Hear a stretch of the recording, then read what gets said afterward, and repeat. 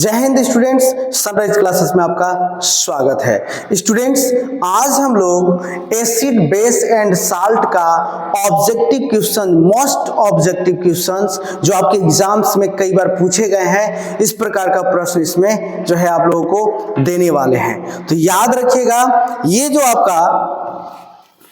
आपका चैप्टर है बहुत ही महत्वपूर्ण है आपके एग्जाम के लिए। ठीक है, तो यहाँ पे शुरुआत करते हैं और आपको एक से पहले आप लोग बता देते हैं कि जो भी बच्चे 8 क्लास के अभी देख रहे हैं, याद रखिए कि इस चैनल पे 10th क्लास का 1 शॉट का वीडियो भी आने वाला है जल्द, सारे सब्जेक्ट का। ठीक है, English, math, science, social science, ठीक है, और हिंदी का भी, सबका 1 शॉट वीडियो इस चैनल पे आने वाले हैं। तो जो 8 क्लास के विद्यार्थी हैं वो अपने अगर भाई बहन होंगे तो उनको भी जो है यहाँ पे जरूर दिखाइए।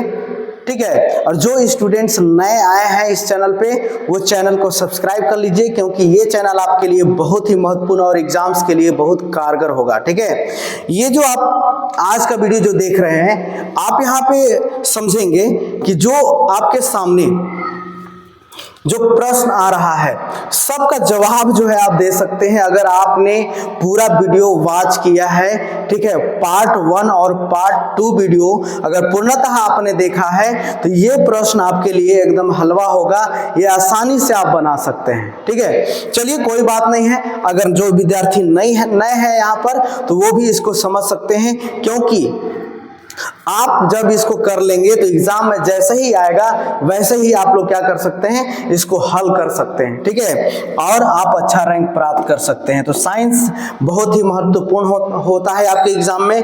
NMMS का एग्जाम में साइंस जो है आपको पूछा जाता है। तो यहाँ पे आप समझेंगे, प्रबल अम्ल के जलीय विलयन में किसका अधिक्य होता है। बताए थे पिछले वीडियो में आप लोगों को, फिर भी यहाँ पे बता देते हैं। प्रबल अम्ल के जलीय विलयन में किसका अधिक्य होता है। अधिक्य मतलब कि अधिक मात्रा किसका होता है। H+ आयन का, OH- आयन का, Cl का या Na+ का, किसका होता है। ठीक ना, किसका अधिक्य ज्यादा होता है, मतलब कौन सबसे अधिक मात्रा में बनता है। ठीक है, ये पूछा जा रहा है। तो आपको हम बताए थे, याद रखिएगा, आपको बताया गया था बच्चे लोग कि जब कोई अम्ल को जल में जब हम घोलते हैं तो उसमें H+ आयन अधिक मात्रा में रिड्यूस होता है, यानी कि अधिक मात्रा में होता है। और जब कोई क्षार जल से अभिक्रिया करता है तो उसमें OH- अधिक मात्रा में होता है। तो यहाँ पे आपको क्या कह रहा है कि प्रबल अम्ल कह रहा है।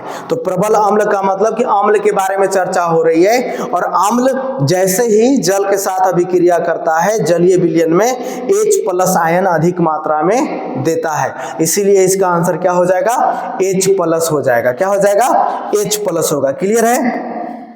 अब इसके बाद यहाँ पे समझेंगे अगला प्रश्न, निम्नलिखित में से कौन सा प्रबल अम्ल है। प्रबल अम्ल की बात किया जा रहा है। ठीक ना, देखिए प्रबल अम्ल आपको हम बता दें कौन कौन होता है, थोड़ा सा यहाँ पे बताना जरूरी है, क्योंकि प्रबल अम्ल अगर आपको बता देते हैं तो आपको जो है समझना आसान हो जाएगा। क्लियर है। तो यहाँ पे देखिएगा, प्रबल अम्ल कौन होता है, H2SO4 हाइड्रोजन सल्फेट जिसको बोलते हैं, ये हो गया। एक हो गया HNO3, ये नाइट्रिक अम्ल हो गया। एक हो गया आपका HCl। ठीक है, ये जो है ना ये तीनों जो है प्रबल अम्ल है। याद रखिए, तीनों प्रबल अम्ल है। इसको बोलते हैं अम्लों का राजा, H2SO4 hydrogen sulphate, sulphuric acid बोलते हैं। ये जो है आपका HNO3 है, नाइट्रिक अम्ल बोलते हैं इसको, हाइड्रोजन नाइट्रेट भी बोलते हैं। HCl है, हाइड्रोक्लोरिक अम्ल बोलिए या हाइड्रोजन क्लोराइड भी बोलिए। ठीक है, ये जो है तीनों बहुत ही प्रबल अम्ल है। और इसमें आप ऑप्शन देखिएगा, एक है साइट्रिक अम्ल, एक है आपका नाइट्रिक अम्ल, एक है एसिटिक अम्ल और एक है हाइड्रोक्लोरिक अम्ल। तो सबसे ज्यादा अगर देखा जाए तो नाइट्रिक अम्ल होता है। क्या होता है, नाइट्रिक अम्ल सबसे ज्यादा क्या होता है, अम्लीय होता है, प्रबल अम्ल कहते हैं इसको। क्लियर है। अब इसके बाद जो है अगला प्रश्न, निम्नलिखित में से दुर्बल अम्ल कौन है। देखिए दुर्बल अम्ल तो आपको बता दिए थे कि ये प्रबल है। ठीक ना, आपको क्या बताए थे कि ये प्रबल है ना, ये भी ये प्रबल हो गया, ये भी प्रबल है, ये भी प्रबल है, तो कौन बच गया भाई? तो ये हो गया बी वाला ऑप्शन, यानी HCN हाइड्रोजन साइनाइड, ये आपका सही आंसर हो जाएगा। क्लियर है जी? बिल्कुल। तो ये चीज होता है आपको क्लास करने से। अब इसके बाद जो है, निम्नलिखित में से कौन सा कार्बनिक अम्ल का उदाहरण है? निम्नलिखित में से कौन सा कार्बनिक अम्ल का उदाहरण है? देखिए, कार्बनिक अम्ल की बात हो रही है जिसमें कार्बन होता है और कार्बन के साथ कार्बनिक अम्ल है, ठीक है? तो लैक्टिक अम्ल, नाइट्रिक अम्ल, हाइड्रोक्लोरिक अम्ल, इनमें से कोई नहीं। तो यहाँ पे आपको हम बता दें कि दो चीज आपको देखने को मिलेगा। हाइड्रोक्लोरिक अम्ल में मतलब HCl, हाइड्रोक्लोरिक का मतलब क्या होता है? HCl, है ना, HCl। और नाइट्रिक अम्ल क्या होता है? HNO3। ये दोनों में जो है ना, अगर देखा जाए तो ये दोनों में आपका कार्बन नहीं है और एक है इनमें से कोई नहीं, ठीक ना? तो याद रखिए, लैक्टिक अम्ल जो होता है, लैक्टिक अम्ल जो है कार्बनिक यौगिक है, याद रखिएगा। क्या है? कार्बनिक अम्ल है वो, लैक्टिक अम्ल, जिसमें कार्बन होता है। क्लियर है? चलिए अगला जो चलते हैं, जो अम्ल जलीय विलयन में पूर्णतः आयनित हो जाते हैं क्या कहलाते हैं? याद रखिए, जो अम्ल जलीय विलयन में क्या हो जाएगा? पूर्णतः आयनित हो जाएगा, ठीक ना? अब आयनित हो जाएगा तो उसको हम लोग क्या करेंगे? क्या कहेंगे? प्रबल अम्ल कहेंगे। क्या कहेंगे इसको? प्रबल अम्ल।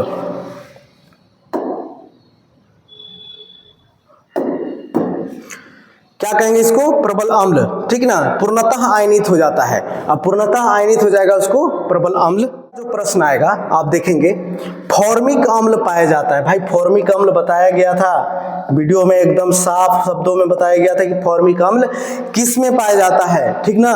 तो फॉर्मिक अम्ल लाल चींटी में पाया जाता है। किसमें? लाल चींटी में। कितना आसान सवाल है, आप समझ सकते हैं। अब इसके बाद जो है, अगला जो है प्रश्न, लाइकेनों से निष्कर्षित किया जाता है। तो भाई लाइकेन से अम्ल निकाला जाता है। क्या? अम्ल। याद रखिए, क्या? अम्ल। अगला जो प्रश्न है, जब हम नींबू की कुछ बूंदें चाय में निचोड़ते हैं तो चाय का रंग धीरे धीरे क्या हो जाता है? बदलने लगता है। भाई जैसे चाय बनाइएगा और चाय में नींबू निचोड़िएगा तो चाय का धीरे धीरे कलर क्या हो जाएगा? वो बदलने लगेगा। उसका कारण क्या है कि भाई क्या करता है? नींबू अम्लता को बढ़ा देता है, चाय की अम्लता को बढ़ा देता है उसका, इसलिए उसका कलर चेंज हो जाता है। नींबू खट्टा किस कारण से होता है? बताइए। ये सवाल 9 क्वेश्चन नंबर आप लोग कमेंट बॉक्स में इसको बताना है आप लोगों को। देखते हैं कि कौन कौन विद्यार्थी जो है हमारे, कौन कौन से विद्यार्थी जो पूरा वीडियो को देखते हैं, ठीक है? आपको बता देना है कि भाई नींबू खट्टा किस कारण से होता है? हाइड्रोक्लोरिक अम्ल से, सिट्रिक अम्ल, एसिटिक अम्ल या टार्टरिक अम्ल, बताना होगा, ठीक है ना? तो इसको आपको बता देना, इसका सही आंसर क्या हो। मनुष्य में पेट में उपस्थित अम्ल क्या होता है? मनुष्य के पेट में उपस्थित जो अम्ल होता है वो कौन होता है? तो बताया हुआ था कि पेट में कौन सा अम्ल होता है? तो हाइड्रोक्लोरिक अम्ल होता है, ठीक ना? क्या होता है? हाइड्रोक्लोरिक अम्ल। आगे चलते हैं, निम्नलिखित में से किसकी मात्रा अम्ल वर्षा में सबसे अधिक होती है? यानी कि निम्नलिखित में से किसकी मात्रा अम्ल वर्षा में सबसे अधिक होती है? तो अम्ल वर्षा जब होता है ना, शीत जिसको कहते हैं, शीत जो गिरता है ना रात में, उसको अम्ल वर्षा कहते हैं। तो अम्ल वर्षा जो कि अम्ल वर्षा में किसका मात्रा ज्यादा होता है? तो इसका होता है H2SO4 का, हाइड्रोजन सल्फेट का होता है। क्लियर है? आगे चलते हैं, क्षार का गुण नहीं है, इसमें से आपको बताना है कि क्षार का कौन सा गुण नहीं है। तो क्षार का गुण तो सब पढ़े हैं, लेकिन बताना है कि कौन गुण नहीं है क्षार का। तो भाई स्वाद में खट्टा होता है, स्वाद में खट्टा तो अम्ल होता है, इसलिए ये गुण क्षार का नहीं है। क्लियर है? इसके बाद धात्विक ऑक्साइड किसकी तरह व्यवहार करते हैं? जो धात्विक ऑक्साइड होते हैं वो किसकी तरह व्यवहार करते हैं? धात्विक ऑक्साइड किसको कहते हैं? धातु के साथ ऑक्सीजन अगर जुड़ जाता है ना, धातु के साथ, जैसे कि आप देखो मैग्नीशियम ऑक्साइड, ये है ना, ये धातु ऑक्साइड हो गया। जैसे कि सोडियम ऑक्साइड, ठीक ना, ये सोडियम ऑक्साइड है, ये भी आपका धातु ऑक्साइड हो गया। मान लीजिए एल्युमिनियम ऑक्साइड, अगर यहाँ पे देखें तो ये एल्युमिनियम ऑक्साइड है, ये भी आपका धातु ऑक्साइड हो गया। तो इस तरह के जो धातु ऑक्साइड होते हैं वो किसके जैसा जो है व्यवहार करते हैं? किसके तरह? क्षारक की तरह, अम्ल की तरह, ठीक ना, या फिर लवण की तरह, या इनमें से कोई नहीं।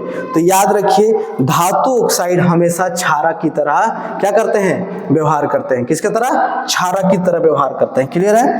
अब इसके बाद आगे चलते हैं, प्रति अम्ल होते हैं। प्रति अम्ल मतलब है भाई एंटी एसिडिक कौन होता है, तो क्षार मिला दीजिए, अम्ल में क्या मिला दीजिए, क्षार मिला दीजिए तो लवण बन जाएगा। ठीक है, तो हम क्षार का इसका आंसर होगा। क्षार देखिए नहीं है, लेकिन क्षार को ही भस्म कहा जाता है, क्षार को भस्म कहा जाता है, याद रखिए।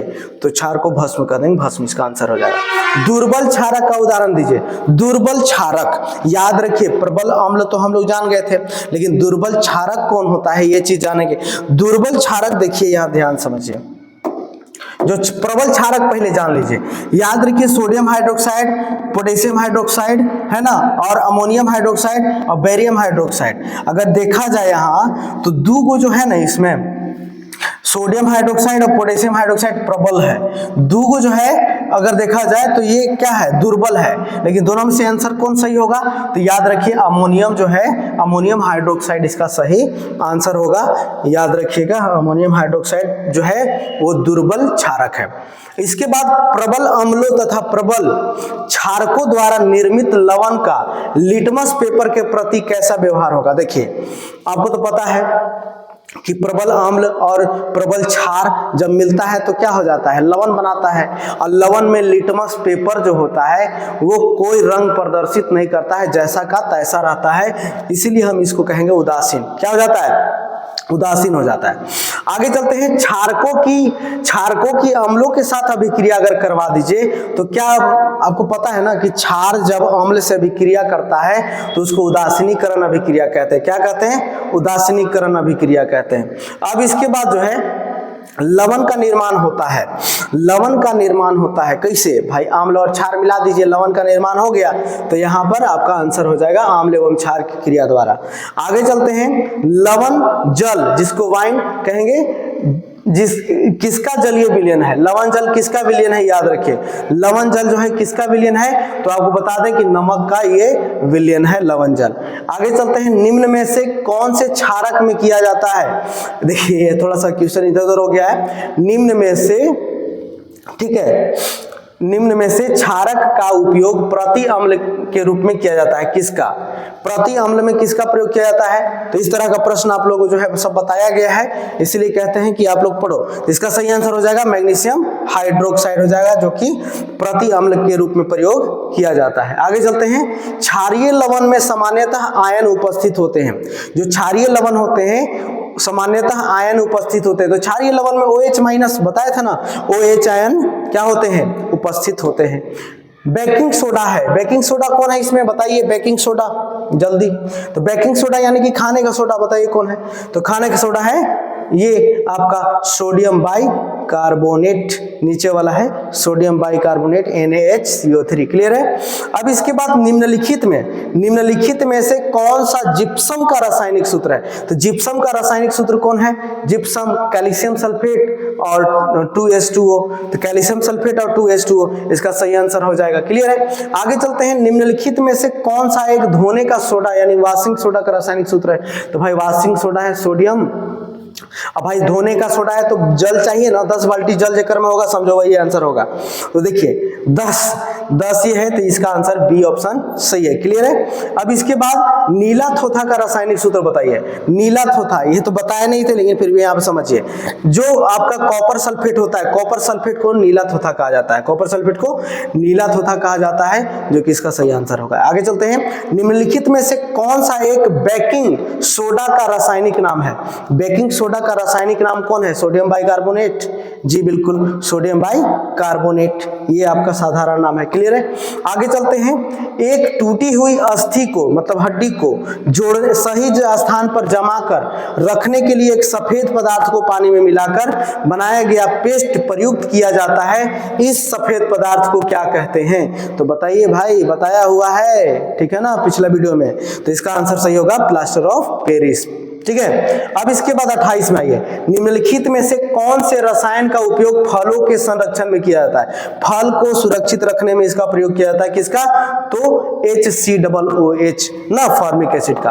अब इसके बाद 29 आ गया, जल को देखिए जीवाणु रहित बनाने के लिए उपयोगी पदार्थ कौन है। जीवाणु रहित का मतलब जीवाणु हटा देना है जितना भी है, ठीक है ना। तो इसका आंसर हो जाएगा विरंजक चूर्ण, ठीक है, जो कि नदी नाले में डाला जाता है, कुएं में डाला जाता है बिरंजक चूर्ण। अगला जो प्रश्न आपका है, बिरंजक चूर्ण का रासायनिक सूत्र आपको बताना है।